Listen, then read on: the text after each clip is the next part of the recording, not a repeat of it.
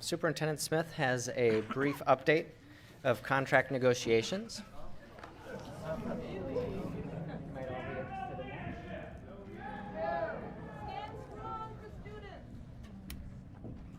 Okay, update, and most of you are already aware that we are scheduled for another session of mediation on Friday. Time and place still to be determined. We've also received numerous questions about what the district's proposal is on the table, so I'm going to do a brief walkthrough of what the proposal is on the table at this moment, but we are scheduled to be back at the table. Okay, so currently on the table, district proposal, salary over 3 years of the contract, steps plus 2% per year over the 3 years, and 1% for 2 additional days. This is between a 7 and 17% increase for every teacher over the life of the contract. Insurance, set status quo.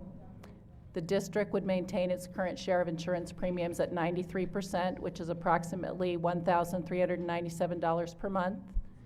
Professional educators would maintain their current share at 7%, which is about $117 per month.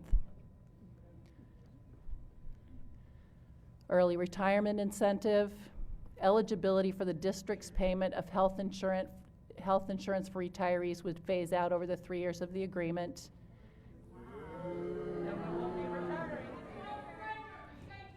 And employees who have 15 years of district service by June 30th, 2014 would be eligible for a monthly stipend upon retirement up to age 62. The internal transfer process, one round would be a single round as part of spring staffing, and using state definition of competence when making layoff and transfer decisions. Workload relief includes directing all of the $7.8 million, which could be either used for instructional, as the state defined it, could be used either for instructional time or school staffing,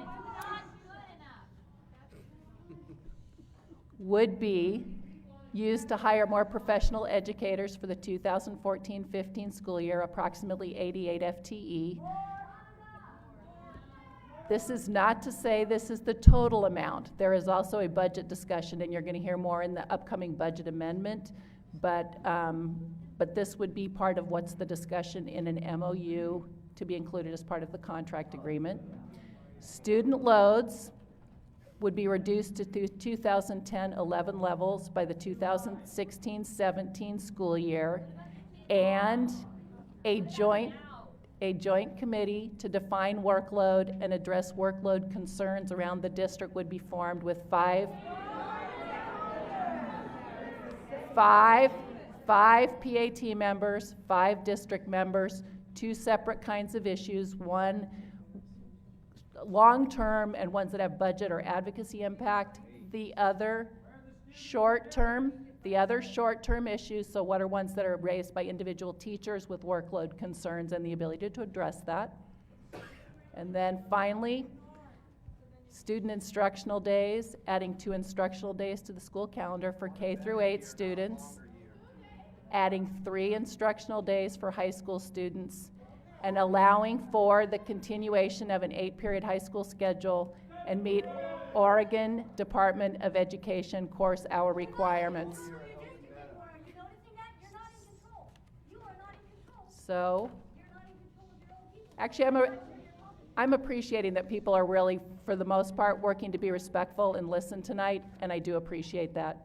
And really, this is factual to just have you know at the current moment what's on the table, and that the bargaining teams are back at the table again on Friday, January 31st. Hold a good thought for the work at the table. Thank you, Superintendent.